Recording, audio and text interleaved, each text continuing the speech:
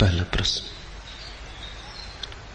बुद्ध ने मन को जानने समझने पर ही सारा जोर दिया लगता है। क्या मन से मनुष्य का निर्माण होता है? आत्मा परमात्मा की सारी बातें क्या व्यर्थ हैं? बातें व्यर्थ हैं, अनुभव व्यर्थ नहीं।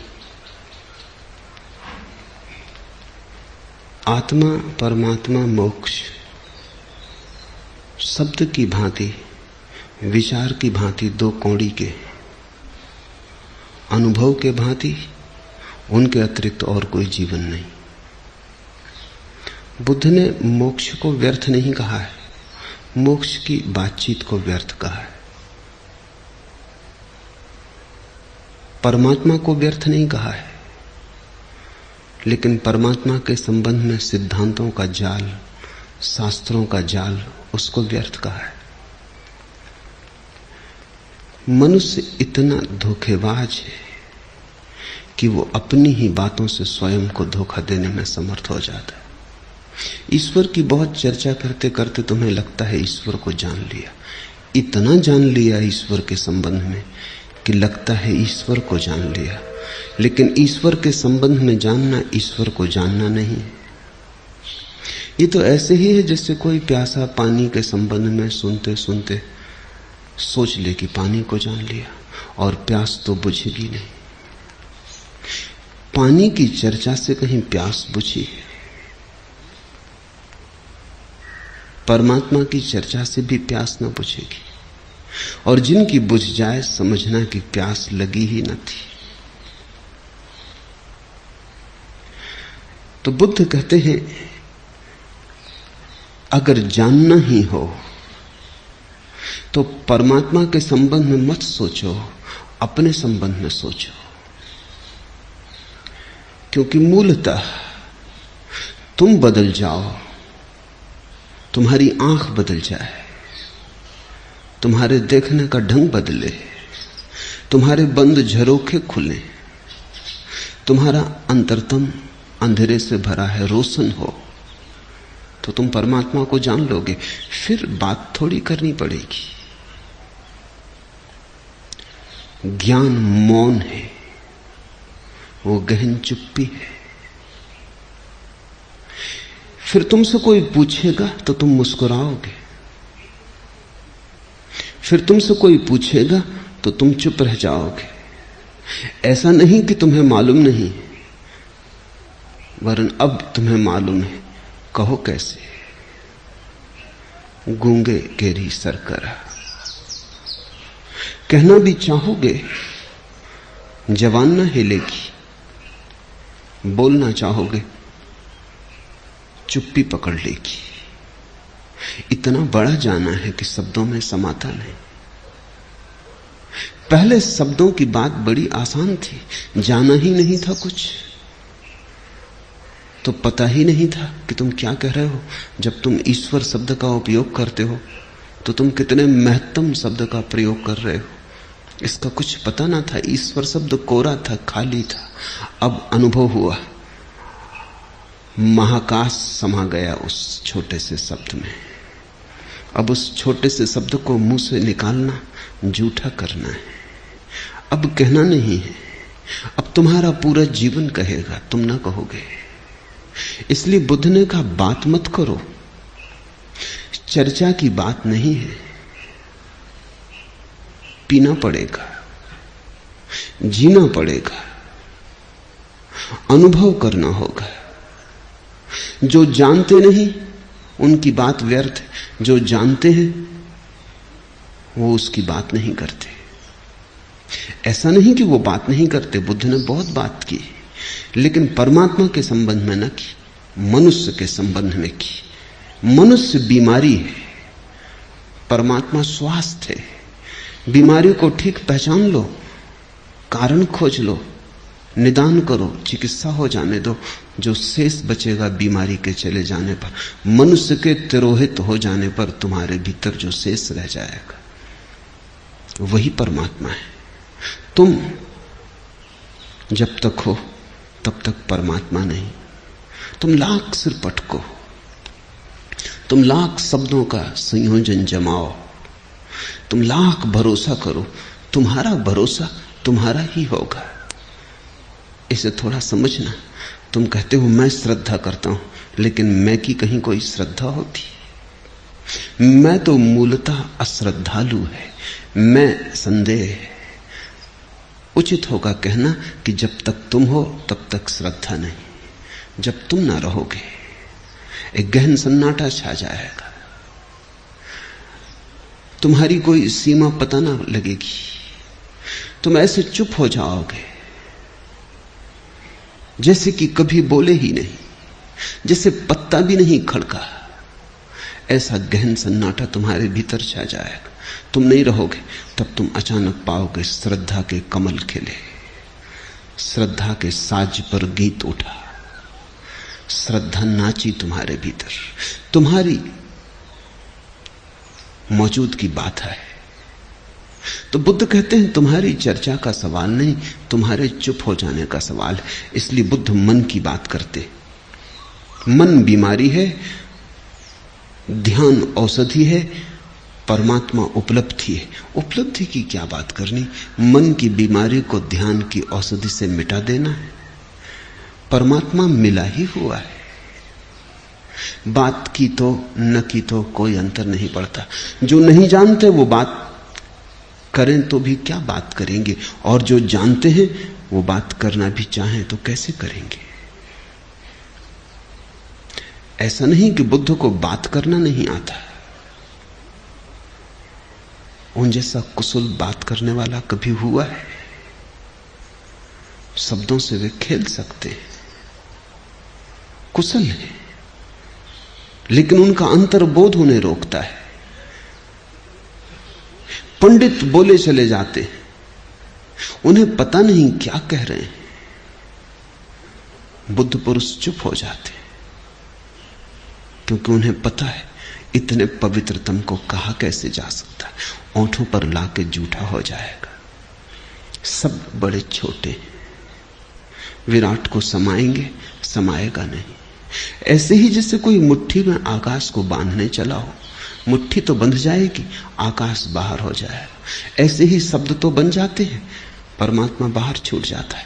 परमात्मा शब्द परमात्मा नहीं, और तुम जो परमात्मा की रटन लगाए रखते हो उससे परमात्मा का कुछ लेना देना नहीं, वो तुम्हारे मन की ही बीमारी। हमको मालूम है जन्नत की हकीकत, लेकिन दिल को बहलाने को गालिब ये ख्याल अच्छा है।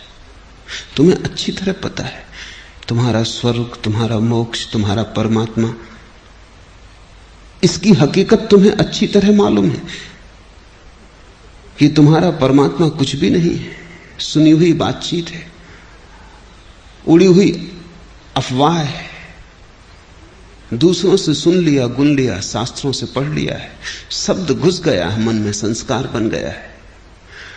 हमको मालूम है जन्नत की हकीकत, लेकिन और तुम भी जानते हो कि तुम्हारे स्वर्ग का क्या अर्थ है, तुम्हारे ही सपने का विस्तार है।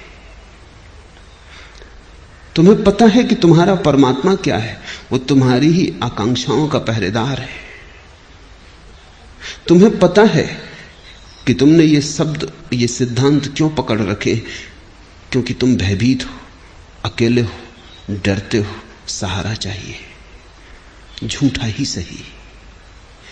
हमको मालूम है जन्नत की हकीकत, लेकिन दिल को बहलाने को गालिब ये ख्याल अच्छा। लेकिन इस अकेले में दिल को बहला लेते हैं, किसी से भर लेते हैं। तुम्हारा परमात्मा सच नहीं है, क्योंकि तुम अभी बहुत सच हो, तुम अभी जरूरत से ज्यादा यथार्थ हो। तुम उसे जगह ना दोगे, तुम ही तो बाधा बने हो।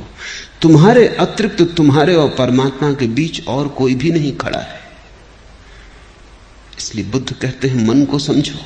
मन यानी तुम, मन यानी मनुष्य।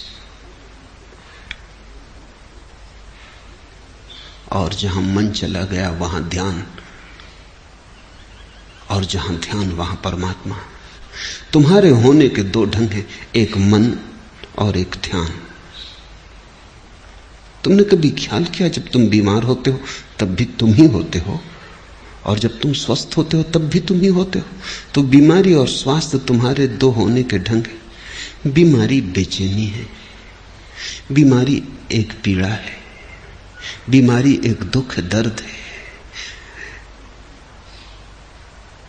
स्वास्थ्य एक शांति है, जैसे भटका भूला घर लौट आया, जैसे थके मांदे को वृक्ष की छाया मिली। स्वास्थ्य सुख है, वो भी तुम्हारे होने का ढंग है। तो एक तो तुम्हारे होने का ढंग मनुष्य है, वो यानी बीमारी मन, और एक तुम्हारे होने का ढंग ध्यान है, स्वास्थ्य है, परमात्मा है। तुम ही जब स्वस्थ होते हो परमात्मा हो जाते हो, तुम ही जब बीमार होते हो आदमी हो जाते हो। लहर शांत है, पूरा चांद आकाश में, झील पर कोई लहर नहीं उठती, दर्पण बन गई है झील, चांद पूरा का पूरा दिखाई पड़ता है। फिर हवा का एक झोंका, लहर उठ गई, झील कप गई, दर्पण खंडित हो गया, चांद हजार हजार टुकड़ों में टूट गया। झील वही है, चांद वही है, लेकिन कपती हुई झील बीमार झील है। तुम वही हो, परमात्मा वही है, सत्य वही है, सिर्फ तुम कप रहे हो। ये कपते हुए चैतन्य का नाम मन है, और अकंप चैतन्य का नाम ध्यान है। जब झील चुप हो जाती है, लहर नहीं उठती, तुम शांत होते हो। ऐसा थोड़ी है कि शांत अवस्था में परमात्मा से मिलन होता है, ये तो मन की ही बातचीत है, ये तुम साथ मत ले जाना। इसलिए बुद्ध कहते हैं इस चर्चा को मत चलाओ, इससे कुछ लाभ तो होता नहीं, हानि बहुत हो जाती है। इससे किसी की कुछ समझ में तो आता नहीं, नासमझी बहुत बढ़ जाती, ये बात ही मत चलाओ। बस इतना ही कहो संक्षिप्त में कि कैसे ये मन शांत हो जाए, कैसे ये लहरें सो जाएं, कैसे झील स्वस्थ हो जाए, कैसे प्रतिबिंब बन सके परमात्मा का उसमें। प्रतिबिंब ये भी सब बातचीत है, लेकिन कठिनाई है कि किसी भी तरह से उस तरफ इशारा करो, शब्द को लाना पड़े। मगर असलियत यह है कि जब झील पूरी शांत होती है तो चांद ही हो जाती है। अब इसे कैसे कहो? जब तुम पूरे शांत होते हो तो परमात्मा से मिलना नहीं होता, तुम परमात्मा हो जाते हो। अशांति में तुम मनुष्य समझते हो अपने को, परमात्मा नहीं समझ पाते। कैसे समझोगे? इतनी पीड़ा में और तुम परमात्मा, इतनी दीनता में और तुम परमात्मा। मनुष्य दीन है, अपने को ईश्वर कैसे मानेगा? ईश्वर तो तभी मान सकता है जब जीवन में परम ऐश्वर्य प्रकट हो, जब भीतर वैभव उठे, और जब भीतर ऐसी घड़ी आए कि लगे कि सब कुछ तुम्हारा है, सब तुम हो। चांद तारे तुम्हारे भीतर घूमते हैं और तुम्हारे ही हाथ के इशारे से जगत चलता है। तुम इस जगत की प्राण प्रतिष्ठा हो, तुम इसके केंद्र पर हो। तुम ऐसे ही अजनबी नहीं हो, तुम कोई बिन बुलाए मेहमान नहीं हो, तुम घर के मालिक हो। तुम मेहमान नहीं हो, मेजबान हो। ज़ैन फकीर कहते हैं कि मनुष्य की दो अवस्थाएं हैं, एक कि वो अपने को अतिथि समझे, गेस्ट, और एक कि अपने को होस्ट समझे, मेजबान। और इतना ही फर्क है। अभी दुनिया में तुम ऐसे हो जैसे जबरदस्ती हो, अभी तुम ऐसे हो जैसे बुलाए ना गए थे और आ गए हो, अभी तुम ऐसे हो जैसे एक दुश्मन हो, लड़ रहे हो। फिर एक होने का ढंग है शांत, तुम लड़ नहीं रहे हो, तुम मेहमान भी नहीं हो, तुम स्वयं मेजबान हो। तुम्हें किसी ने बुलाया नहीं, तुम मालिक हो। तब तुम्हारे भीतर ऐश्वर्य प्रकट हुआ, परमात्मा प्रकट हुआ। बुद्ध कहते हैं तुम्हारा ईश्वर तो ऐसा है जैसे अफवाहें सुनी हो। हस्ती का शोर तो है मगर एतबार क्या, झूठी खबर किसी की उड़ाई हुई सी है। सुनते तो बहुत है परमात्मा की बात, हस्ती का शोर तो है मगर एतबार क्या, भरोसा कैसे आए? श्रद्धा कैसे हो? झूठी खबर किसी की उड़ाई हुई सी है। ये परमात्मा एक झूठी खबर मालूम पड़ता है जो किसी ने उड़ा दी और चल पड़ी और एक से दूसरे के हाथ में चली जाती, एक पीढ़ी दूसरी पीढ़ी को दे जाती। इस पे भरोसा कैसे आए, एतबार कैसे हो? तो बुद्ध कहते हैं इस बात में ही मत पड़ो। परमात्मा पर एतबार नहीं लाना है, परमात्मा पर भरोसा नहीं लाना है। लाओगे भी कैसे? जिसे कभी जाना नहीं, जिसे कभी देखा नहीं, जिसे कभी सुना नहीं, जिसे कभी पहचाना नहीं, जिसका कोई संस्पर्श न हुआ, जो हृदय में कभी विराजा नहीं, जिसकी छाया कभी तुम्हारे जीवन पर न पड़े, उसका भरोसा कैसे करोगे? झूठी खबर किसी की उड़ाई हुई सी है। लाख चेष्टा करके भी तो श्रद्धा जमेगी ना। जमा भी लो किसी तरह, उखड़ी उखड़ी रहेगी और नीचे आधार तो नहीं होगा, बेबुनियाद होगी। इस बेबुनियाद श्रद्धा पर जीकर क्या तुम धार्मिक हो जाओगे, आस्तिक हो जाओगे? अगर ऐसा ही होता होता तो सारी पृथ्वी आस्तिक है। हर आदमी आस्तिक है, कोई ईसाई है, कोई हिंदू है, कोई मुसलमान है, कोई जैन।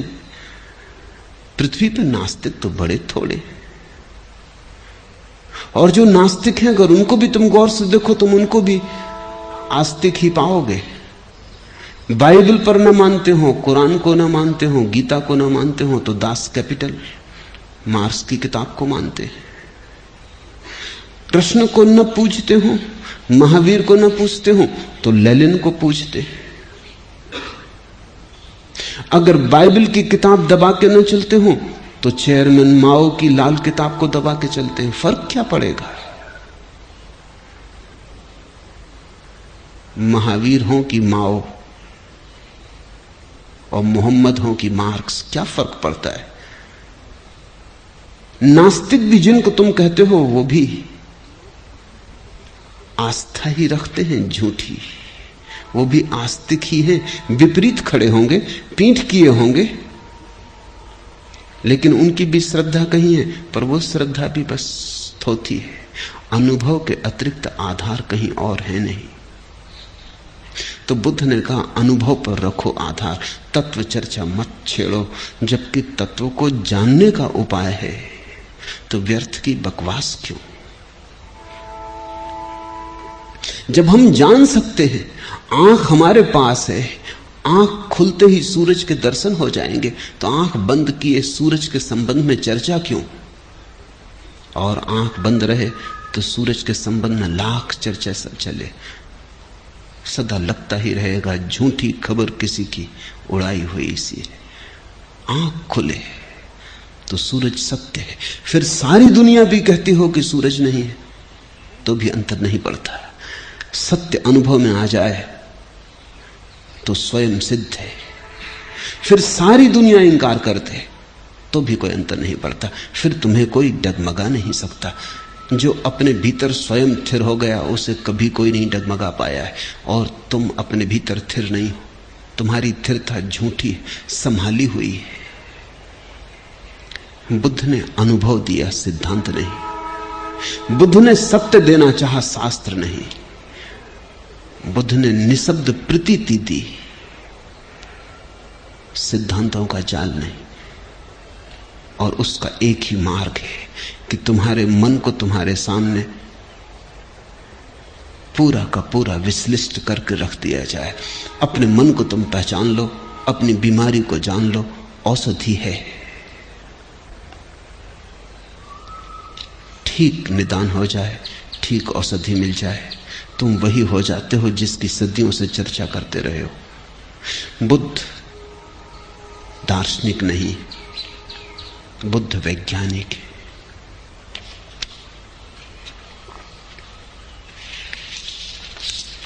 दूसरा प्रश्न, बुद्ध ने अपने सन्यासियों को आहार, विहार, चर्या और आचरण के सूक्ष्म एवं सविस्तार नियम दिए, जैसे 4 हाथ तक ही आगे देखना, भिक्षु भिक्षुणी का आपस में व्यवहार किस ढंग का हो, क्या खाना, क्या पहनना, कहाँ जाना, कहाँ न जाना आदि। आप अपने सन्यासियों के लिए ऐसा कुछ क्यों निश्चित नहीं करते? बुद्ध ने नियम दिए, नियम देने पड़ते हैं क्योंकि तुम्हारे पास होश नहीं। अगर होश हो तो नियम व्यर्थ हो जाते। और बुद्ध ने भी सारे नियमों के पीछे होश पर ही आग्रह किया। आनंद पूछता है कोई स्त्री दिखाई पड़ जाए तो क्या करे?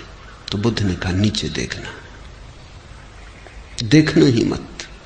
पर आनंद पूछता है और अगर ऐसी स्थिति आ जाए कि देखना ही पड़े तो क्या करना? तो बुद्ध ने कहा देखना मगर छूना मत। और आनंद ने कहा अगर ऐसी घड़ी आ जाए कि छूना ही पड़े तो क्या करें? तो बुद्ध ने कहा होश रखना। तो आखिर में तो होश ही है। देखना मत, छूना मत, ऊपर ऊपर है। अंतिम घड़ी में तो होश ही है। आनंद ने ठीक किया कि वो पूछता ही गया। बुद्ध का असली अनुशासन क्या है फिर? देखना नहीं तो अंधे देखते नहीं, अंधे परम ज्ञान को उपलब्ध हो जाएंगे।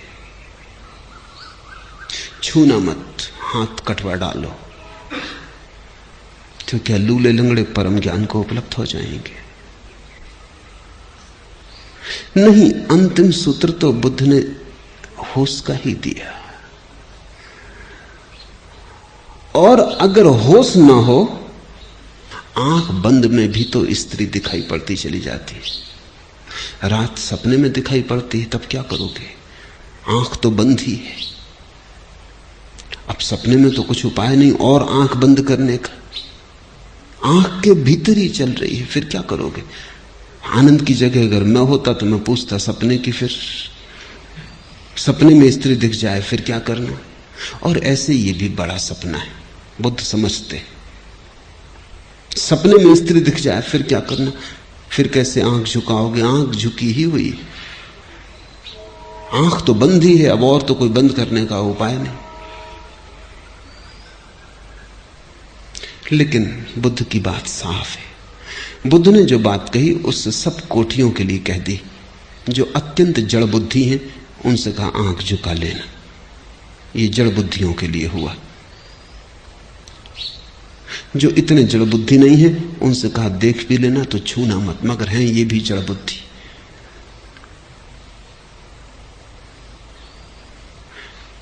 अंतिम सूत्र असली सूत्र है, क्योंकि उसके पार फिर कुछ नहीं। वो आखिरी अनुशासन है, स्मरण रखना, होश रखना। मैंने 2 सूत्र छोड़ दिए क्योंकि 2000-2500 साल का अनुभव कहता हूं उनसे कुछ फल न हुआ। मैं बुद्ध से 2500 साल बाद हूं, तो 2500 साल का कुछ अनुभव भी साथ है। 2500 साल में जो घटा वो साफ है। क्या हुआ? जो ऊपर के नियम थे वो तो टूट गए, और जो ऊपर के नियमों में उलझे वो व्यर्थ ही परेशान हुए और नष्ट हो गए। जिन्होंने आखिरी सूत्र पकड़ा वही बचे। अब मैं तुम्हें उदाहरण दूं कि कैसे घटना घटती है। एक गांव में बुद्ध ठहरे। एक भिक्षु भिक्षा का पात्र लेकर लौट रहा था वापस। एक चील के मुंह से मांस का टुकड़ा छूट गया। वो भिक्षा पात्र में गिर गया टुकड़ा मांस का। अब बड़ी कठिनाई खड़ी हो गई, क्योंकि बुद्ध कहते हैं मांस खाना नहीं। और बुद्ध ने यह भी कहा है कि भिक्षा पात्र में जो भी डाल दिया जाए उसे अस्वीकार नहीं करना। अब क्या करना? बड़ी दुविधा खड़ी हो गई।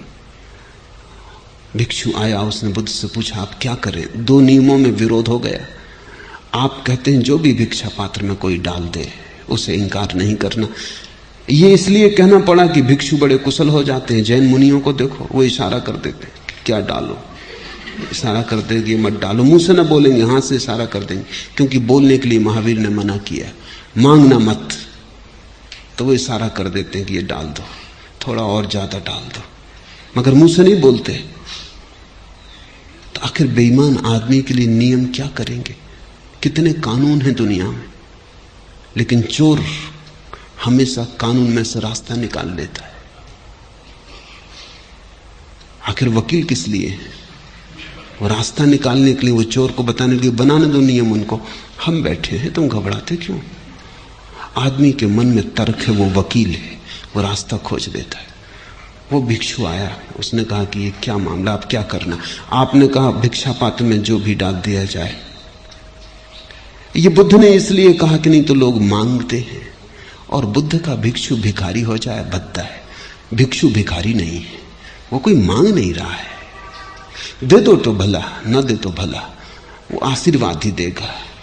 और अगर वो मांगने लगे तो फिर बोझ हो जाता है। किसी गरीब के घर के सामने खड़ा हो जाए और खीर मांगने लगे और गरीब न दे सके तो पीड़ा होती है, और दे तो कठिनाई हो जाती। रूखा सूखा जो गरीब दे दे वही ले लेना, न दे तो मन में कुछ बुराई मत लाना, विरोध मत लाना। इसलिए कहा था, बुद्ध को पता भी न था कि जिंदगी ऐसी है कि अब चील कहीं मांस का टुकड़ा गिरा दे। अपवाद है, कोई रोज चील मांस का टुकड़ा गिराएगी भी नहीं। लेकिन अब उस बुद्ध भिक्षु ने पूछा, आप क्या करें? और आप कहते हैं मांस खाना नहीं। अब इन दोनों में विरोध हो गया। नियमों में हमेशा विरोध हो जाएगा, क्योंकि जिंदगी जटिल है। जिंदगी तुम्हारे नियम मान के थोड़ी चलती। भिक्षु मानता होगा नियम, चील थोड़ी मानती। चील थोड़ी कोई बौद्ध भिक्षु कि बुद्ध के वचन सुनती। चील अपनी मौज में होगी, छोड़ गई। अब चील को कोई पता भी नहीं है कि भिक्षु के पात्र में गिर जाएगा। भिक्षु के पात्र में गिराया भी नहीं है। जीवन में संयोग होते हैं, सिद्धांत नहीं चलते, टूट जाते हैं। संयोग रोज बदल जाते हैं, सिद्धांत अधूरे पड़ जाते हैं। सिद्धांत तो ऐसे ही जैसे छोटे बच्चे के लिए पैंट कमीज बनाया, वो बच्चा बड़ा हो गया, अब वो पैंट कमीज छोटा पड़ गया। अब दो ही उपाय हैं, या तो पैंट कमीज बड़ा करो और या फिर बच्चे को दबा दबा के छोटा रखो। तो पैंट कमीज बड़ा करने में कठिनाई मालूम होती है, कौन करे बड़ा? बुद्ध तो जा चुके। तो जो वो नियम दे गए उसको रहने दो, चाहे आदमी को ही छोटा रहना पड़े तो हर्जा नहीं, लेकिन नियम तो नहीं बदला जा सकता। कौन बदलेगा नियम? और एक बार बदलने की सुविधा दो तो फिर कहां रोकोगे? बुद्ध ने सोचा, बुद्ध अक्सर सोचते नहीं ऐसा, उन्होंने आंख बंद कर ली। उन्होंने बहुत सोचा कि मामला तो जटिल है। फिर उन्होंने सोचा, अगर मैं कहूं कि तुम चुनाव कर सकते हो पात्र में से, जो योग्य न हो वो छोड़ दिए, तो वो जानते हैं कि तो खतरा हो जाएगा। तो लोग जो नहीं खाना पीना वो फेंक देंगे, और जो खाना पीना है वो खा पी लेंगे। और चुनाव भिक्षु को नहीं करना चाहिए, जो मिल गया भाग्य में वही ठीक है। फिर अगर ये कहूं कि जो मिल जाए वो खा लेना, तो ये मांस के टुकड़े का क्या करना? फिर बुद्ध को ख्याल आया कि चीलें कोई रोज तो गिराएंगी नहीं, अब शायद कभी भी ना गिरे। हो गया एक दफे, ये संयोग था। इस एक संयोग के लिए नियम बनाना ठीक नहीं। तो बुद्ध ने कहा कि कोई फिक्र ना करो, जो पात्र में गिर जाए वो खा लेना। अगर मांस गिर गया तो वो तुम्हारा भाग्य का हिस्सा है। बुद्ध ने सोचा था चीलें रोज मांस न गिराएंगी, लेकिन अब बौद्ध भिक्षुओं के पात्र में रोज मांस गिरता है। जापान, चीन, बर्मा, रोज। अब श्रावक गिराते। और चूंकि एक दफा बुद्ध ने आज्ञा दे दी थी कि जो पात्र में गिर जाए वो खा ले, अब श्रावक मांस डालते हैं, मछली डालते हैं, और भिक्षु खाता है, क्योंकि नियम है। इसलिए दुनिया के बड़े से बड़े अहिंसक विचारक बुद्ध की परंपरा में मांसाहार प्रचलित हो गया। चील ने शुरू करवा दी।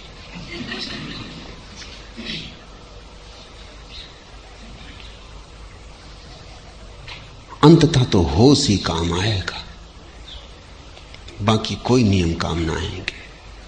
इसलिए मैंने सारी विस्तार की बातें छोड़ दी, क्योंकि मैं जानता हूं अगर तुम्हें तोड़ना ही है तो तुम तरकीब निकाल लोगे। तो तोड़ने का भी तुमको कष्ट क्यों देना? और तोड़ने से जो अपराध का भाव पैदा होता है वो क्यों पैदा करना? मैं तुम्हें कोई नियम ही नहीं देता ताकि तुम तोड़ ही ना सको। मैं तुम्हें सिर्फ होश देता हूं। संभाल सको तो ठीक, ना संभाल सको तो भी ठीक, लेकिन बेईमानी पैदा ना होगी, पाखंड पैदा ना होगा। मुझे रोकेगा तू ए ना खुदा क्या गर्क होने से कि जिनको डूबना है डूब जाते हैं सफीनों में। माझी से कह रहा है कवि कि तू मुझे बचा ना सकेगा डूबने से, क्योंकि जिनको डूबना है डूब जाते हैं सफीनों में, नाव में ही डूब जाते, तू बचाएगा कैसे? अगर नदी में डूबने का सवाल होता तो तू बचा लेता, लेकिन जिनको डूबना ही है वो नाव में ही डूब जाते हैं, फिर तू क्या करेगा? मुझे रोकेगा तू ए ना खुदा क्या गर्क होने से कि जिनको डूबना है डूब जाते हैं सफीनों में। सारे धर्म सफीनों में डूब गए, नाव में डूबे, नियम बनाया उसी में डूबे। अभी बहुत हो चुका, मैं तुम्हें नाव ही नहीं देता। अगर डूबना ही हो तो नदी में ही डूबना, नाव में क्या डूबना? कहने को तो रहेगा कि नदी में डूबे। ये भी क्या बात हुई कि नाव में डूबे? नाव तो बचाने को होती, जो नाव में डूबते हैं उन्हीं को हम पाखंडी कहते। तो मैं तुमसे कहता हूं कम से कम एक बात साफ रखना, या तो होश संभालना तो तुम धार्मिक, होश ना संभाल सको तो तुम अधार्मिक। मैं दोनों के बीच में कोई जगह नहीं छोड़ रहा हूं, पाखंडी के लिए जगह नहीं छोड़ रहा हूं। पाखंडी कौन है? वो आदमी पाखंडी है जो है तो अधार्मिक लेकिन धार्मिक नियमों को पाल के चलता है, रोज मंदिर जाता है। अधार्मिक कैसे कहोगे? यद्यपि मंदिर में कभी उसने प्रार्थना नहीं की, क्योंकि जिसे प्रार्थना करनी आती हो वो घर ही मंदिर हो जाता है उसका, उसे मंदिर जाने की कोई जरूरत नहीं रह जाती। वो नियम से भोजन करता है,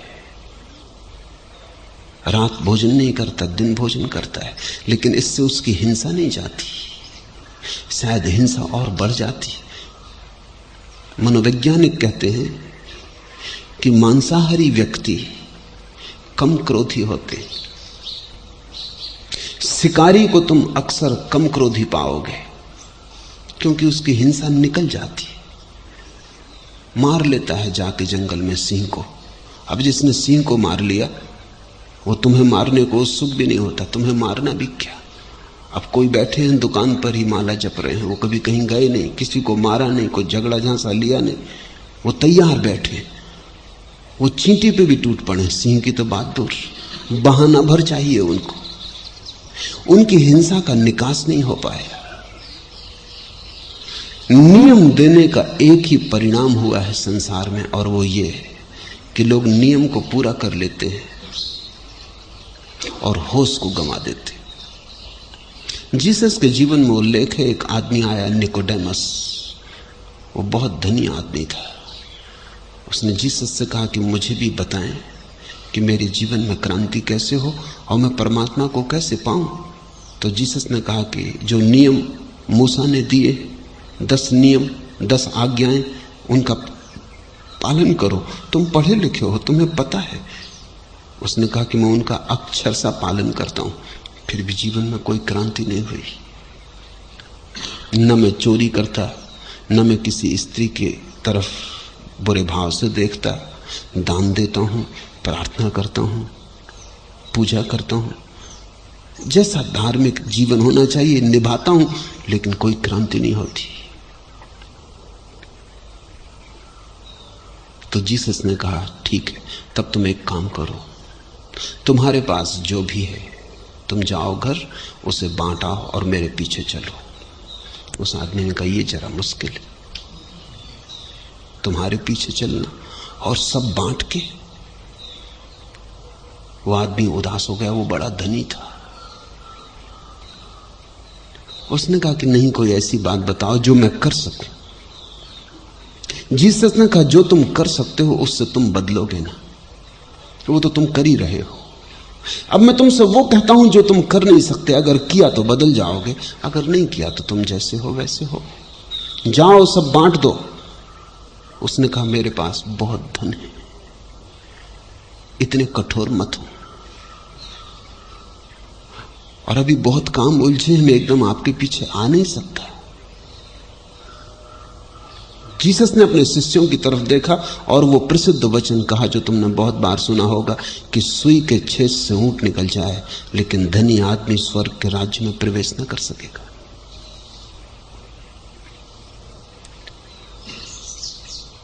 धनी नियम तो पाल लेता है लेकिन धार्मिक नहीं हो पाता। धनी को सुविधा है नियम पालने की, वो रोज दिन में 3 दफे मंदिर जा सकता है या 5 दफे नमाज पढ़ सकता है। गरीब तो 5 दफे नमाज नहीं पढ़ सकता। फुर्सत कहाँ, समय कहाँ, मंदिर कैसे जाए, दफ्तर जाए, फैक्ट्री जाए, खेत पर जाए कि मंदिर जाए। रोज गीता नहीं पढ़ सकता, समय कहाँ।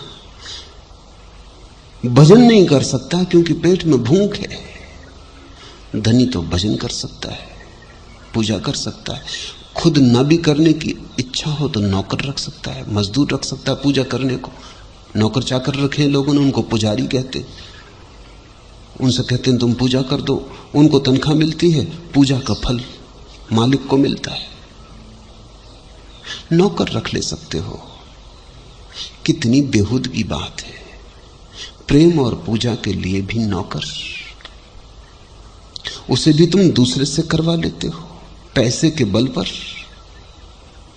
तो अगर तुमने एक पुजारी को 100 रुपया महीना दिया और उसने रोज आके 3 दफा भगवान की पूजा की, तो अगर ठीक से समझो तो हिसाब ऐसा है कि तुमने भगवान को 100 रुपए दिए। और क्या दिया? तुम्हारे पास थे, तुम दे सकते थे। और शायद ये 100 रुपए दे के तुम करोड़ों पाने की आकांक्षा कर रहे हो, ये भी शायद रुस्बत है। नियम तो पूरे किए जा सकते हैं। नियम के पूरे करने से कोई धार्मिक नहीं होता, पाखंडी हो जाता है, हिपोक्रेट हो जाता है। इसलिए मैंने कोई नियम तुम्हें नहीं दिए। या तो तुम धार्मिक हो या अधार्मिक, बीच की मैंने तुम्हें सुविधा नहीं दी है। इसलिए मैं तुम्हें वही आखिरी बात कहता हूं जो बुद्ध ने आनंद को कही, होश साधना। आंख बंद करना न करना क्या पड़ा है। मेरी दृष्टि में ऐसा है कि अगर तुमने होश साधा, आंख खुली रखो, स्त्री को छुओ, धन कमाओ, मकान में रहो, बाजार में बैठो, कोई अंतर नहीं पड़ता। होश ना सधा, आंख बंद रखी, जंगल में भाग गए, धन ना छुआ, नंगे खड़े हो गए, सब त्याग दिया, तो भी कोई फर्क नहीं पड़ता। होश से ही क्रांति होती।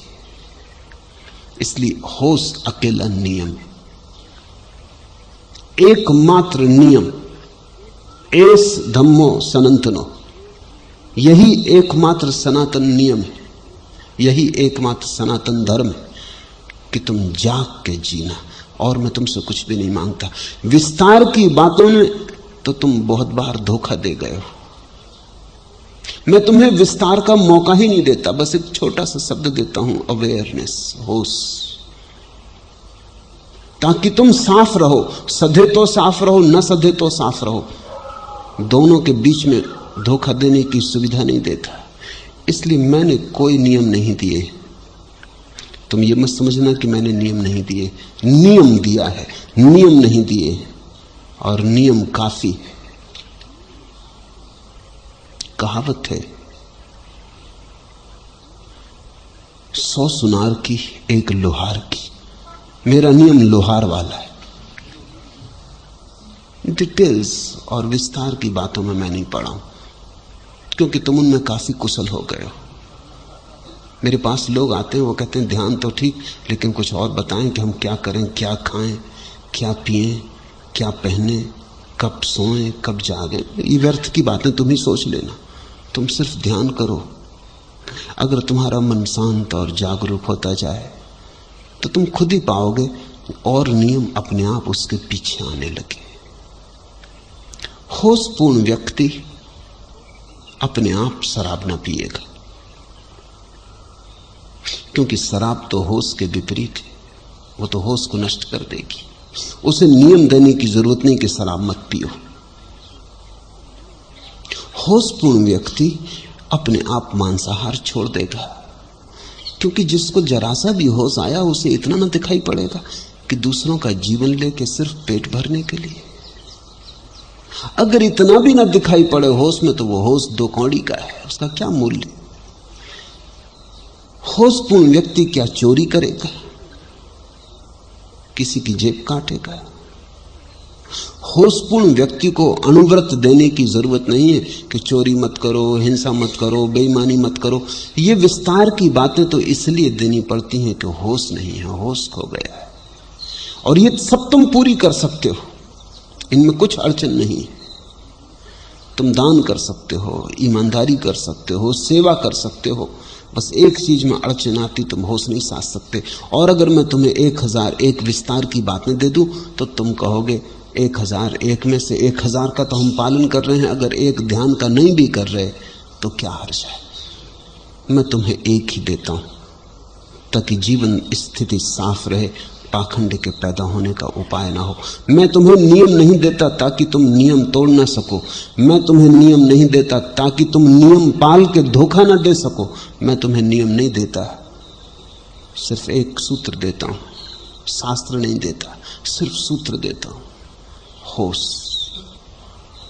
महावीर से किसी ने पूछा है, साधु कौन, असाधु कौन? तो महावीर ने वो नहीं कहा जो जैन मुनि कह रहे हैं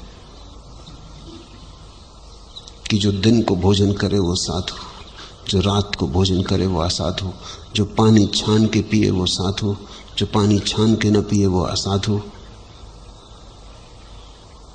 नहीं, महावीर ने विस्तार की बातें न कही। महावीर ने एक लोहार की बात कही। महावीर ने कहा, असुत्ता मुनि सुत्ता अमुनि।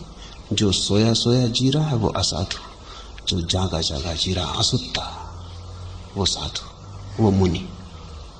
यही मैं तुमसे कहता हूं, यही बुद्ध ने भी कहा है। लेकिन 2500 वर्ष का अनुभव मेरे पास है जो उनके पास नहीं था। अगर आज बुद्ध हो तो वो ये नहीं कहेंगे कि पहले देखना मत, छूना मत। आज वो पहले कह देंगे, आनंद अब व्यर्थ की बकवास में ना जा, तू इतने प्रश्न पूछे फिर मैं असली बात कहूं, पहले ही कह देता हूं, होश रखना।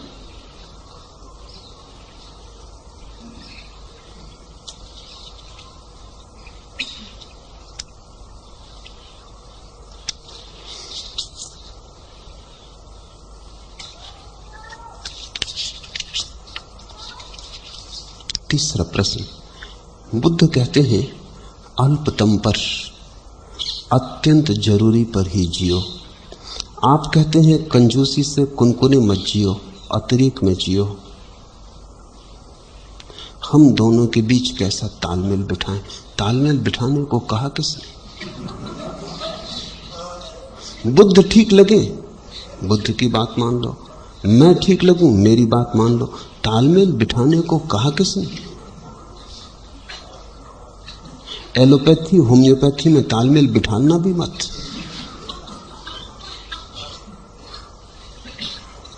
तालमेल की चिंता बड़ी गहरी है तुम्हारे मन में कि किसी तरह तालमेल बिठा लो।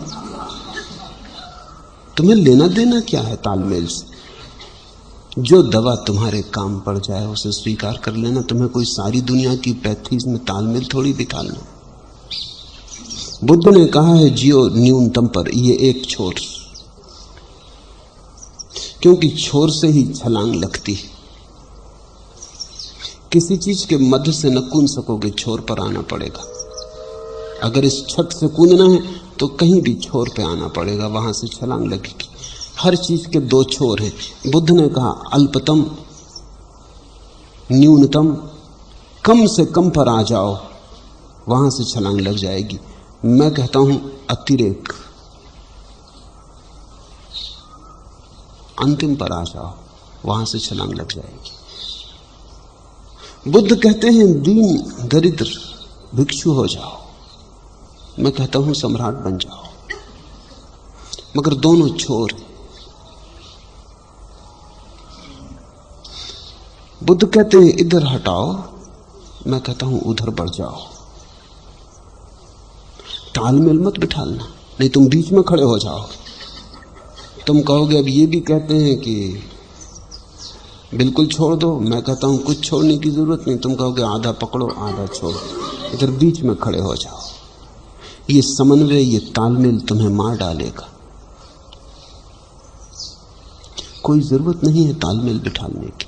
बुद्ध परिपूर्ण, मेरी बात जोड़ने से कुछ फायदा ना होगा, नुकसान होगा।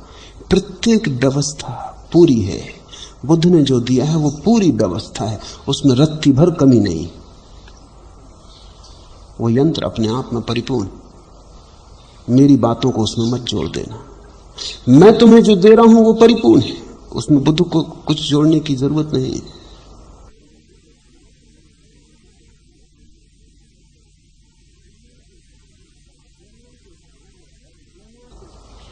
दुनिया के सारे धर्म अपने आप में पूरी इकाई है। और झंझट कब खड़ी होती? जब तुम्हें कोई समझाने वाला मिल जाता हो, कहने लगता अल्लाह ईश्वर तेरे नाम, सबको सन्मति दे भगवान, तब तालमेल शुरू हुआ, उपद्रव शुरू हुआ। अल्लाह पर्याप्त है, उसमें राम को जोड़ने की कोई भी जरूरत नहीं। राम पर्याप्त है, उसमें अल्लाह को जोड़ने की कोई जरूरत नहीं। और महात्मा गांधी भी जोड़ ना पाए, कहते रहे जुड़ सकता नहीं। मरते वक्त जब गोली लगी तो अल्लाह ना निकला, राम निकला। उस वक्त दोनों निकल जाते, अल्लाह राम, वो नहीं हुआ। वो जुड़ते नहीं, वो इकाइयां अलग अलग है। मरते वक्त जब गोली लगी तब वो भूल गए अल्लाह ईश्वर तेरे नाम, तब राम ही निकला। वही निकट था। अल्लाह तो राजनीति थी, राम हृदय था। अल्लाह तो जिन्ना को समझाने को कहे जाते थे, भीतर तो राम की ही गूंज थी। और जिन्ना को ये चालबाजी दिखाई पड़ती थी, इसलिए उसको कुछ असर ना पड़ा। मेरे पास तुम तालमेल बिठाने की बात ही छोड़ दो। मैं कोई समन्वयवादी नहीं हूं, मैं कोई सारे धर्मों की खिचड़ी नहीं बनाना चाहता हूं। प्रत्येक धर्म का भोजन अपने आप में परिपूर्ण है, वो तुम्हें पूरी तृप्ति देगा। जब मैं बुद्ध पे बोल रहा हूं, या जब मैं ईसा पे बोलता हूं, या महावीर पे बोलता हूं, तो मेरा प्रयोजन ये नहीं कि तुम इन सबको जोड़ लो। इन पे मैं अलग अलग बोल रहा हूं इसलिए ताकि हो सकता है किसी को बुद्ध की बात ठीक पड़ जाए, किसी को महावीर की ठीक पड़ जाए, किसी को कृष्ण की ठीक पड़ जाए, जिसकी जहां से ठीक पड़ जाए। रास्ते थोड़ी गिनने, गुठलियों का थोड़ी हिसाब रखना है, आम खाने। तो तुम तालमेल बिठाओगे किस लिए? तुम्हें बुद्ध की बात जमती, फिक्र छोड़ो मेरी, कुछ लेना देना नहीं मुझसे। फिर तुम उसी मार्ग पर चले जाओ, वहीं से तुम्हें परमात्मा मिल जाएगा। वो रास्ता परिपूर्ण है, उसमें रत्ती भर जोड़ना नहीं। अगर तुम्हें बुद्ध की बात नहीं जमती, मेरी बात जमती, तो भूल जाओ सब बुद्धों को, क्योंकि उनकी याददाश्त भी बाधा बनेगी। और मन का एक बड़े से बड़ा उपद्रव यही है कि वो कभी किसी एक दिशा के प्रति पूरा समर्पित नहीं होता। एक कदम बाएं जाते हो, एक कदम दाएं जाते हो, कभी आगे जाते, कभी पीछे जाते। जिंदगी के आखिर में पाओगे वहीं खड़े खड़े घिसटते रहे हो जहां पैदा हुए थे। गति ऐसे नहीं होती, गति तो एक दिशा में होती। चुन लिया पश्चिम तो पश्चिम सही, फिर भूल जाओ बाकी तीन दिशाएं हैं भी, माना की हैं, और कुछ लोग उन दिशाओं में भी चल रहे हैं, वो भी माना, लेकिन वो दिशाएं तुमने छोड़ दी। तुम पश्चिम जा रहे हो तो तुम पश्चिम ही जाओ। ऐसा ना हो कि एक हाथ पूरब जा रहा है, एक पश्चिम जा रहा है, एक टांग दक्षिण जा रही। तालमेल तो ना बैठेगा। उस तालमेल की चेष्टा में तुम बुरी तरह खंडित हो जाओगे। और यही गति मनुष्य की हो गई। आज से पहले जब दुनिया इतने एक दूसरे के करीब न थी और जमीन एक छोटा सा गांव नहीं हो गई थी, और जब एक धर्म से दूसरा धर्म परिचित नहीं था, तब बहुत लोगों ने परम ज्ञान को पाया। जैसे जैसे जमीन सिकुड़ी और छोटी हुई और एक दूसरे के धर्म से लोग परिचित हुए, वैसे ही धार्मिकता कम हो गई। उसका कारण यह कि सभी के मन में सभी दिशाएं समा गई। कुरान भी पढ़ते हो तुम, गीता भी पढ़ते हो, न तो गीता में डूब पाते न कुरान में डूब पाते। जब कुरान पढ़ते हो तब गीता की याद आती, जब गीता पढ़ते हो तब कुरान की याद आती, और तालमेल बिठाने में लगे रहते। नहीं, दुनिया का प्रत्येक धर्म अपने आप में समग्र है, न उससे कुछ घटाना है न उसमें कुछ जोड़ना है। वो पूरी व्यवस्था है। तुम्हें जच जाए उसमें उतर जाना है और बाकी सबको भूल जाना है। यही तो अर्थ है गुरु चुनने का, कि तुमने देख लिया, पहचान लिया, खोजा, सोचा, चिंतन किया, मनन किया, पाया कि किसी से मेरा तालमेल बैठता है। दो व्यवस्थाओं में तालमेल नहीं बिठाना, तुम में और किसी व्यवस्था में तालमेल बैठ जाए, इसकी समझ पैदा करनी। कहां इस आदमी से मन भाता है, रस लगता है, और हर आदमी को अलग अलग रस लगेगा। अब मीरा को तुम बुद्ध में लगाना चाहो तो न लगा सकोगे, और अगर तुम सफल हो जाओ तो मीरा का दुर्भाग्य होगा, वो भटक जाएगी। उसे तो कृष्ण से ही लग सकता था, नाच उसके रोए रोए में समाया था। बुद्ध उस नाच को मुक्त नहीं कर सकते थे। बुद्ध की व्यवस्था में नाच की सुविधा नहीं। वो उनके लिए है जो नाच छोड़ने में रस रखते, वो उनके लिए है जो गति छोड़ने में रस लगते। मीरा को न जमती बात। बुद्ध की कोई बांसुरी ही नहीं है, बुद्ध के पास नाचने में बात बेमौजू होती। बुद्ध की मूर्ति के पास नाचोगे तो तुम्हें भी अजीब सा लगेगा, असंगत लगेगा। ये मूर्ति नाचने के लिए नहीं है। इस मूर्ति के पास तो चुप होकर बैठ जाना है, इसके पास तो पत्थर हो जाना है, इसके पास तो ऐसे अकंप हो जाना है कि पता ही ना चले कि तुम आदमी हो कि संगमरमर हो। तो ही तुम बुद्ध के रास्ते पे जा सकोगे।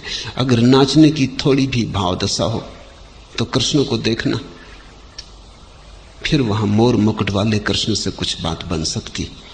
वो आदमी इसीलिए, उनकी बांसुरी फिर तुम्हारे भीतर छिपे नाच को मुक्त कर देगी। और मुक्ति का कोई अर्थ नहीं होता, मुक्ति का यही अर्थ होता है तुम्हारे भीतर जो छिपा है वो प्रकट हो जाए, खिल जाए।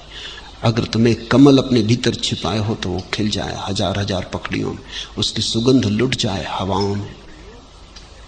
अगर तुम नाच छिपाए हो तो नाच प्रकट हो जाए। अगर कोई गीत अनगाया पड़ा है तो गा दिया जाए।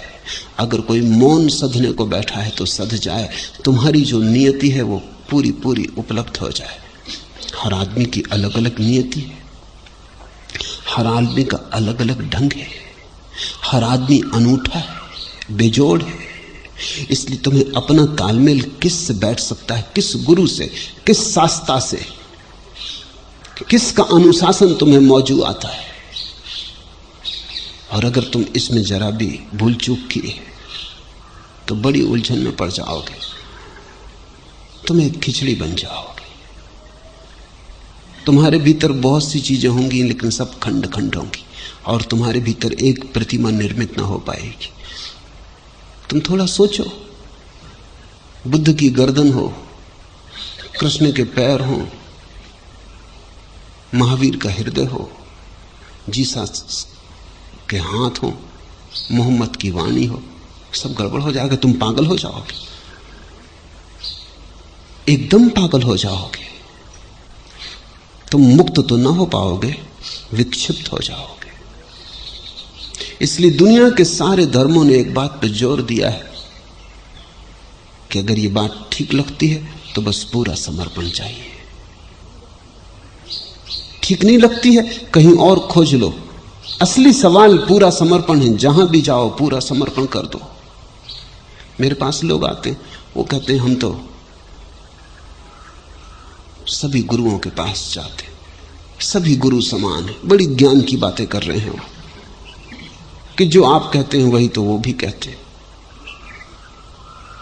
न वो मुझे समझते न वो किसी और को समझते हैं। कुछ उन्होंने भी समझे ही नहीं। ये तो अंतिम बात है। मंजिल पर सभी गुरु एक हैं, मार्गों पर एक नहीं है। और जिसको चलना है उसको मंजिल का सवाल नहीं है, मार्ग का सवाल है। अंत में पहुंच के एक है। कृष्ण की बांसुरी का गीत भी वहीं पहुंचा देगा जहां बुद्ध का मौन पहुंचाता है। लेकिन ये मंजिल की बात है, तुम वहां नहीं हो। भूल के वहां अपने को समझ मत लेना। जहां नहीं हो वहां समझने से कुछ लाभ नहीं। जहां हो, तुम जहां खड़े हो वहां से रास्ता चाहिए, मंजिल नहीं। वहां तो अल्लाह अलग है, राम अलग है। हम मंजिल पे जो पहुंच गए हैं वहां सब एक, लेकिन वहां कोई भजन थोड़ी कर रहा अल्लाह ईश्वर तेरे नाम। मंजिल पे तो सब खो गया, वहां अल्लाह भी खो गए, राम भी खो गए। जब अल्लाह ही मिल गया, राम ही मिल गया, तो फिर न राम बचे ना अल्लाह बचे। वहां तो सब शास्त्र खो जाते हैं, लेकिन वो उपलब्धि की बात है। तालमेल तुम बिठाना मत। मेरी तो दृष्टि यही है कि तुम भरपूर जियो। तुम ऐसे जियो जैसे बाढ़ आई नदी होती। तुम जीवन को उसकी त्वरा में जियो। तुम ऐसे जियो जैसे किसी ने मसाल को दोनों तरफ से जलाया हो। तुम जीने में कंजूसी मत करो। मैं तुमसे त्याग को नहीं कहता, मैं तुमसे कहता हूं तुम भोग में इतने गहरे उतरो कि भोग का अनुभव ही त्याग बन जाए। तेन तक तेन भुंजीता, तुम ऐसा भोगो कि तुम जान लो कि भोग व्यर्थ है, और भोग छोड़ना ना पड़े। तुम्हारा ज्ञान ही भोग का छूटना हो जाए। तुम जीवन से भागो मत, भगोड़े मत बनो। तुम जीवन में जम के खड़े हो जाओ ताकि जीवन से आंखें मिल जाएं और तुम जीवन को पूरी तरह देख ही लो कि यह सपना है। फिर सपने को छोड़ना थोड़ी पड़ता है, सपना तो छूट ही गया। जो व्यर्थ है दिखाई पड़ते ही कि व्यर्थ है, गया। छोड़ने का अगर फिर भी सवाल रहे तो समझना अभी व्यर्थता दिखाई नहीं पड़ी, अभी थोड़ी सार्थकता दिखाई पड़ती, इसलिए छोड़ने का सवाल है। सार्थक को छोड़ना पड़ता है, व्यर्थ छूट जाता है। तो मैं तुमसे कहता हूं जीवन को उसकी परिपूर्णता में जानो। तुम बहुत बार अनेक लोगों के प्रभाव में आ गए हो और कच्चे ही जीवन को छोड़ के भाग गए हो। ये कोई पहला मौका नहीं है, क्योंकि जमीन पे तुम नए नहीं हो, बड़े प्राचीन हो। बहुत बार बहुत बुद्धों के प्रभाव में तुम आ गए हो। जो बुद्ध को घटा था वो तो परिपूर्ण जीवन से घटा था, ये थोड़ा समझो। बुद्ध तो सम्राट थे, सुंदरतम स्त्रियां उनके पास थी, और अगर उतनी सुंदर स्त्रियों के बीच उन्हें दिखाई पड़ गया कि सौंदर्य सब सपना है तो कुछ आश्चर्य नहीं। अब एक भिखारी है जिसने स्त्रियों को केवल दूर से देखा है, जिसे कोई स्त्री उपलब्ध नहीं हुई, या उपलब्ध भी हुई हो तो एक साधारण सी स्त्री उपलब्ध हुई है जिसमें स्त्री होना नाम मात्र को है, जिससे उसके सपने नहीं भरे, न हृदय भरा, न प्राण तृप्त हुए, न भोग गहरा गया। आकांक्षा घूमती रही, भटकती रही सब तरफ। हजार हजार चेहरे आकांक्षा में उभरते रहे, सपनों में जगते रहे। अब ये बुद्ध की बातें सुन ले ये आदमी, तो बुद्ध प्रभावी है, इसमें कोई शक शुबा नहीं। उस ज्ञान की अवस्था में आदमी में एक जादू हो जाता है। वो जिसकी तरफ देख ले वही खींचा चला आता है, वो जिसको छू दे उसी के भीतर एक नया आयाम खुल जाता है।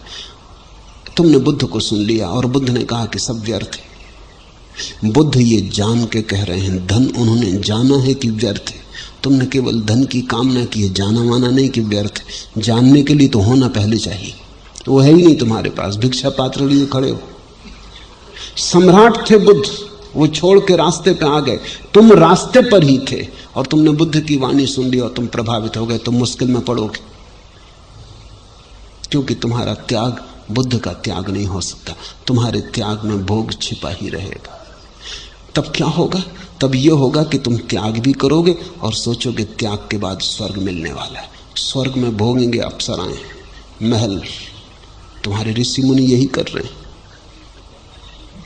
इंद्र अगर उनसे डर जाता है तो अकारण नहीं, क्योंकि वो मुक्त होने की इच्छा नहीं रखे हुए, वो इंद्र के सिंहासन पर बैठने की इच्छा लिए बैठे।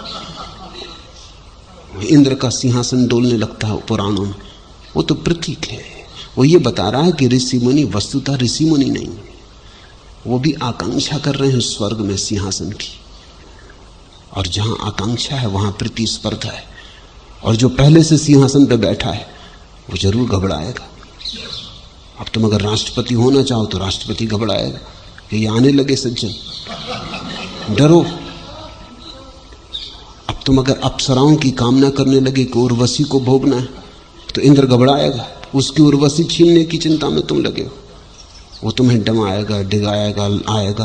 पुराण की कथाएं अर्थपूर्ण है। वो इतना ही कह रही कि ऋषि अभी ऋषि नहीं, अन्यथा इंद्र को क्या प्रतिस्पर्धा उससे होती। ये मुक्त होना ही नहीं चाहता था, ये तो त्याग का सौदा कर रहा है।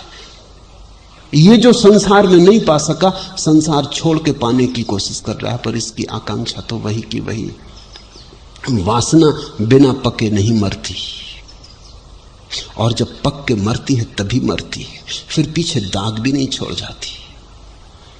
तब तुम ऐसे निर्दोष निकलते हो, ऐसे ताजे जिसे सुबह सुबह अभी अभी खिला हुआ फूल हो। तो मैं तुमसे कहता हूं, भागना मत। जीवन को जानना है, जीना है। मैं कोई चार्वाकवादी नहीं हूं। मैं ये नहीं कह रहा हूं कि जीवन के पार कुछ भी नहीं है। मैं कह रहा हूं जीवन के पार कुछ है, लेकिन जीवन तो पार करो पहले। जीवन के पार जो है वो तभी दिखाई पड़ेगा जब जीवन से पार हो जाओ। आधे से भाग गए, सीमा तक न पहुंचे और भाग गए, तो तुम जीवन में ही भटकते रहोगे। सीमा के पार ही अतिक्रमण संभव है। तो मेरी दृष्टि भोग के माध्यम से त्याग तक जाने की, और दूसरा कोई माध्यम इतना कारगर नहीं।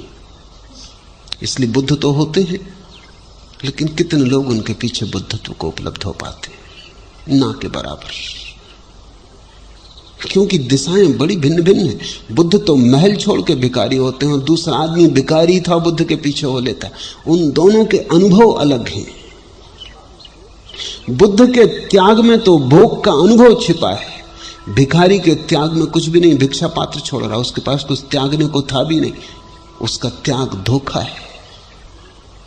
तो मैं तुमसे अतिरेक में जीने को कहता हूं। जीवन है, जब तक उसे पूरा पूरा जी लो।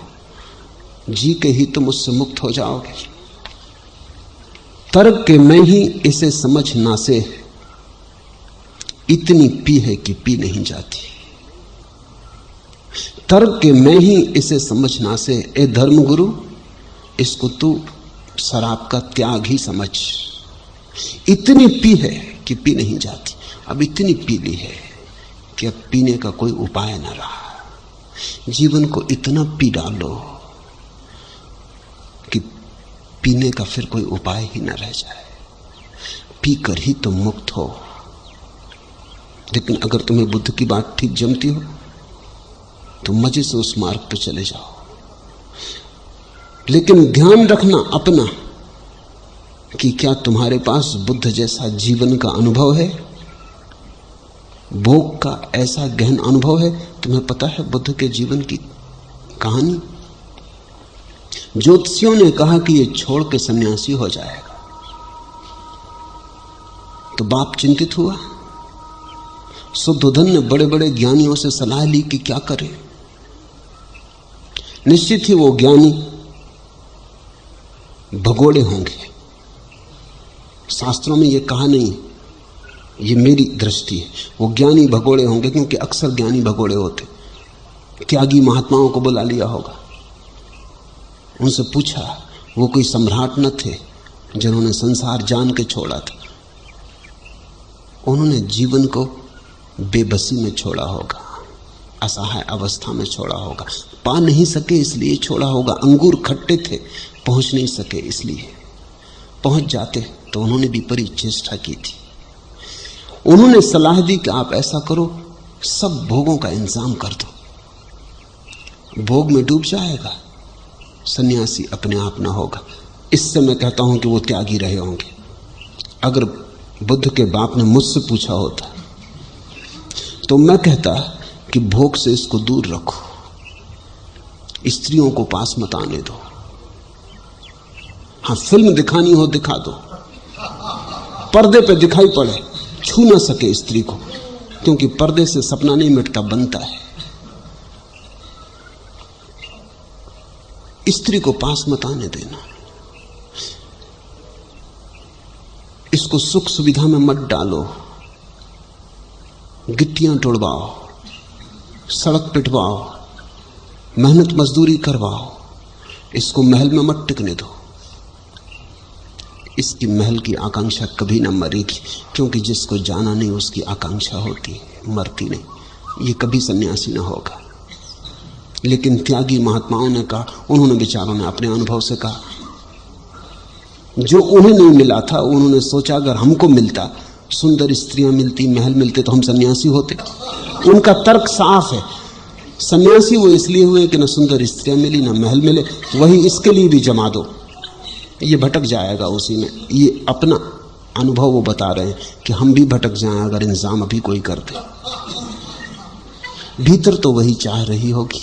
मुझे पता नहीं कौन लोग थे वो, उनके नाम का भी कोई उल्लेख नहीं, लेकिन बात जाहिर है कि वो आदमी बीच से भाग गए होंगे, जीवन का अनुभव न रहा होगा। बुद्ध के बाप ने उनकी मान ली, लड़का खोया, बना दिए महल 4, हर मौसम के लिए अलग। जितनी राज्य में सुंदर युवतियां थी सब इकट्ठी कर दी। बुद्ध लड़कियों के बीच ही बड़े हुए।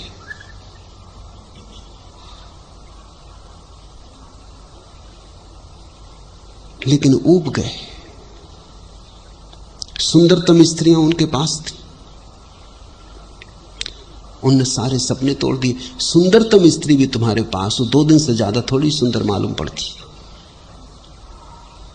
2 दिन के बाद सब स्त्रियां साधारण हो जाती। स्त्री का सौंदर्य बच सकता है अगर तुम्हें दूर रखा जाए, वो कामना में, अनुभव में नहीं। कितनी ही सुंदर स्त्री हो, क्या करोगे, 2 दिन के बाद साधारण हो जाती। कोई पति अपनी पत्नी को देखता है, कितनी ही सुंदर हो, और कभी कभी हैरान भी होता है कि दूसरे क्यों रास्ते पर रुक रुक के मेरी स्त्री को देखने लगते, क्योंकि उसे तो कुछ नहीं दिखाई पड़ता है, दूसरों को दिखाई पड़ता है। दूसरे की पत्नी सदा ही सुंदर मालूम पड़ती है। और कभी कभी ऐसा हो जाता है कि तुम्हारी सुंदर पत्नी तुम्हें सुंदर नहीं मालूम पड़ती, घर की नौकरानी साधारण तुम्हें सुंदर मालूम पड़ने लगती, क्योंकि उसमें फासला है। दूर रखो चीजें सुंदर रहती, दूर के ढोल सुहावने, पास आते ही सपने टूट जाते, यथार्थ खुल जाता। बुद्ध ने उन सारी सुंदर स्त्रियों को देख के ऊब गए, परेशान हो गए, भागने का मन होने लगा।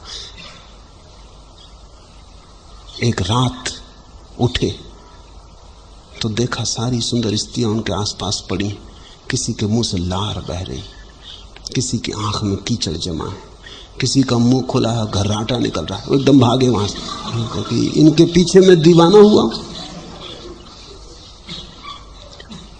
कोई भी ऋषि मुनि हो जाए ऐसी अवस्था में।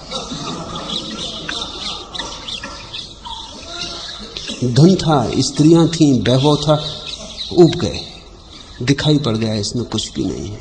एक बात साफ हो गई कि रोज मौत करीब आ रही और ये सब व्यर्थ है। सत्य को खोजना जरूरी है, अमृत को खोजना जरूरी है। तो बुद्ध तो इस कारण सन्यासी हुए, वो तो मेरे ही सन्यासी, लेकिन बुद्ध से प्रभावित होकर जो सन्यासी हुए वो मेरे सन्यासी नहीं। उन्होंने बुद्ध की रौनक देखी, चमक देखी, प्रतिभा देखी, बुद्ध की शांति देखी, ईर्ष्या जगी, लोभ जगा मन में उनके भी हुआ ऐसे ही शांत हम भी हो जाएं।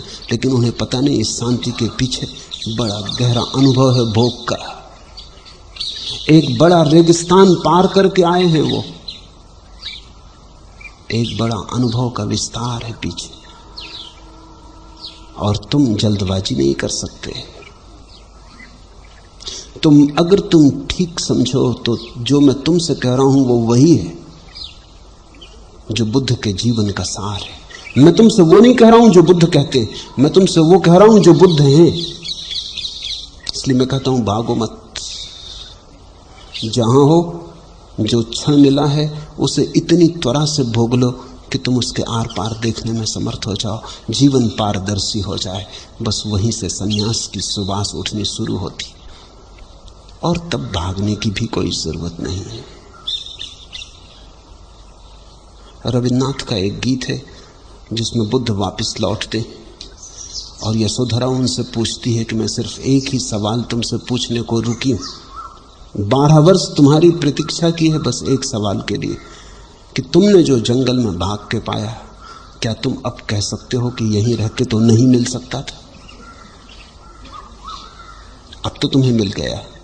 अब मुझ एक ही सवाल तुमसे पूछना है कि जो तुमने वहां पाया, क्या वो यहीं नहीं मिल सकता था? और रविन्द्रनाथ ने कविता में बुद्ध को मौन रखा है, कुछ कहलवाया नहीं, कहीं भी क्या। बात तो ठीक ही यशोधरा कह रही, वो यहां भी मिल सकता था।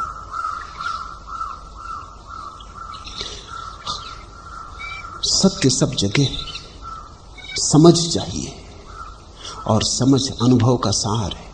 इसलिए मैं तुम्हें अनुभव से तोड़ना नहीं चाहता हूं कि तुम जितने जल्दी अनुभव में उतर जाओ, जितने गहरे उतर जाओ, उतने ही जल्दी अतिक्रमण का क्षण करीब आ जाए। संन्यास बहुत पास है। संसार का अनुभव तुम्हारा पूरा होना चाहिए। संन्यास संसार के विपरीत नहीं है, संन्यास संसार के पार है, विपरीत नहीं, आगे। जहां संसार समाप्त होता है, जहां संसार का मील का पत्थर आता है, जहां लिखा है यहां समाप्त होती सीमा, वहीं संन्यास शुरू होता है। लेकिन संसार पूरा करना ही होगा।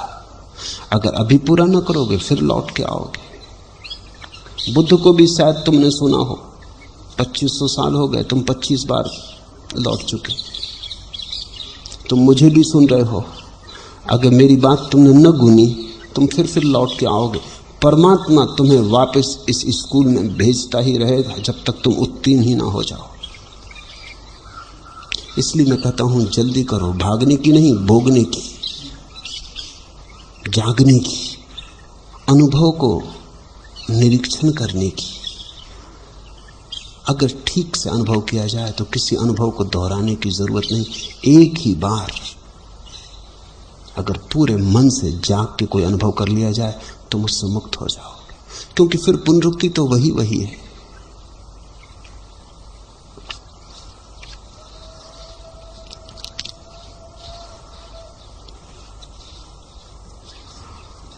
आखिरी प्रश्न। बुद्ध ने स्त्रियों को संन्यास देने से टालना चाहा। शंकर भी स्त्रियों को संन्यास देने के पक्ष में नहीं थे। संन्यास जीवन का स्त्रियों से ऐसी क्या विपरीतता है? क्या स्त्रियों से उसका कोई तालमेल नहीं है या कम है? क्या उन्हें संन्यास लेने की जरूरत पुरुषों की अपेक्षा कम है? पुरुष और स्त्री का मार्ग मूलतः अलग अलग है।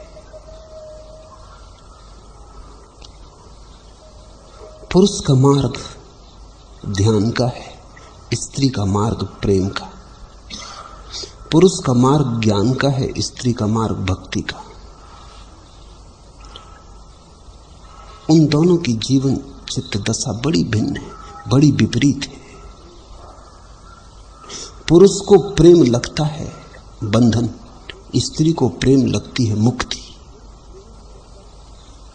इसलिए पुरुष प्रेम भी करता है तो भी भागा भागा, डरा डरा कि कहीं बंध ना जाए, और स्त्री जब प्रेम करती है तो पूरा का पूरा बंध जाना चाहती, क्योंकि बंधन में ही उसने मुक्ति जानी। तो पुरुष की भाषा जो है वो कैसे छुटकारा हो, कैसे संसार से मुक्ति मिले, और स्त्री की जो खोज है वो है कैसे वो डूब जाए पूरी पूरी, कुछ भी पीछे ना बचे। तो संन्यास मूलतः पुरुषगत है, इसलिए बुद्ध भी झिझके। स्त्रियां प्रभाव में आ गई, स्त्रियां जल्दी प्रभाव में आती क्योंकि उनके पास ज्यादा संवेदनशील हृदय है। वो मांगने लगी कि हमें भी संन्यास दो। बुद्ध डरे। महावीर ने तो उनसे साफ कहा कि दे भी दूं तो भी तुम्हारी मुक्ति इस जन्म में नहीं होगी, जब तक तुम पुरुष ना हो जाओ। पुरुष पर्याय से ही मुक्ति होगी। कारण साफ है, महावीर का मार्ग भक्ति का नहीं है और बुद्ध का मार्ग भी भक्ति का नहीं है, इसलिए अड़चन है। स्त्री के लिए उनके मार्ग पर कोई सुविधा नहीं। और स्त्री जब भी मुक्ति को उपलब्ध हुई है तो वो मीरा की तरह नाच के प्रेम में परिपूर्ण डूब के मुक्त हुई है। संसार से भाग के नहीं, संबंध से छूट के नहीं, संबंध में पूरी तरह डूब के। वो इतनी डूब गई कि मिट गई।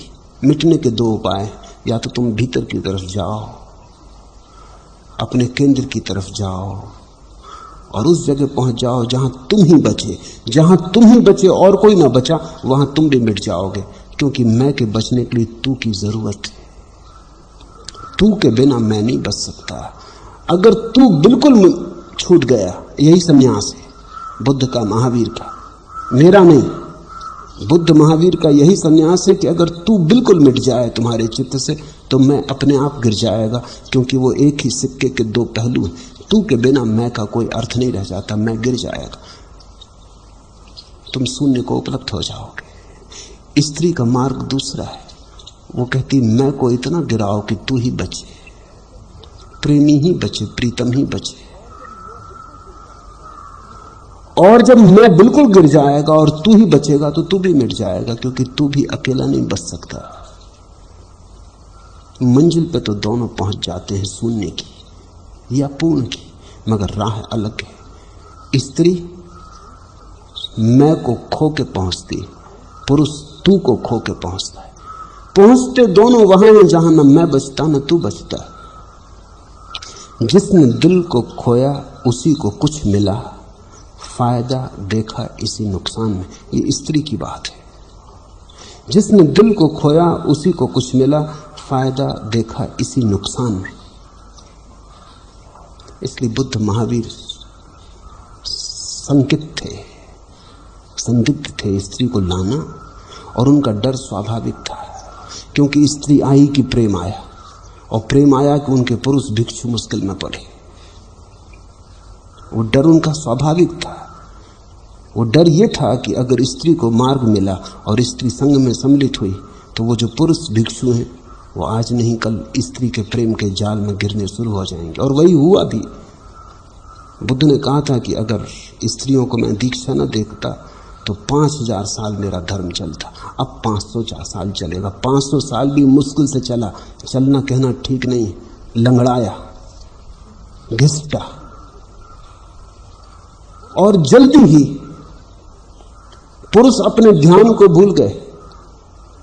पुरुष को उसके ध्यान से डिगाना आसान है, स्त्री को उसके प्रेम से डिगाना मुश्किल है। अगर तुम मुझसे पूछते हो तो मैं ये कहता हूं कि बुद्ध और महावीर ने यह स्वीकार कर लिया कि स्त्री बलशाली है, पुरुष कमजोर है। अगर स्त्री को दिया मार्ग अंदर आने का, तो उन्हें अपने पुरुष सन्यासियों पर भरोसा नहीं, वो खो जाएंगे। स्त्री का प्रेम प्रगाढ़ है, वो डुबा लेगी उनको। उनका ध्यान ज्यादा देर न चलेगा, जल्दी उनके ध्यान में प्रेम की तरंगें उठने लगेंगी। स्त्री बलशाली है, होना भी चाहिए।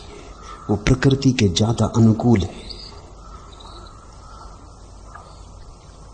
पुरुष जरा दूर निकल गया है प्रकृति से, अपने अहंकार में। स्त्री अपने प्रेम में अभी भी पास है। इसलिए स्त्री को हम प्रकृति कहते हैं, पुरुष को पुरुष, स्त्री को प्रकृति। प्रकृति का डर था महावीर और बुद्ध दोनों को। उनके सन्यासियों का डमाडोल हो जाना निश्चित था।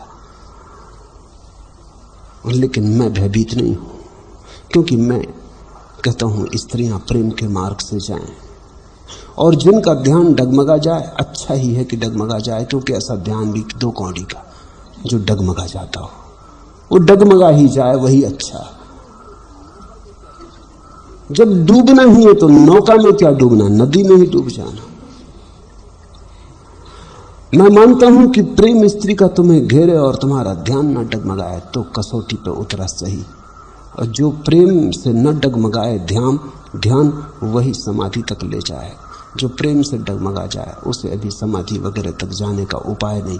वो भाग आया होगा प्रेम से बच के, प्रेम की पीड़ा से बच के, प्रेम से डर के भाग आया होगा। इसलिए मेरे लिए कोई अड़चन नहीं है। मैंने पहला संन्यास स्त्री को ही दिया, ये महावीर और बुद्ध को कहने को कि सुनो, तुम घबराते थे हम पुरुष को पीछे देंगे।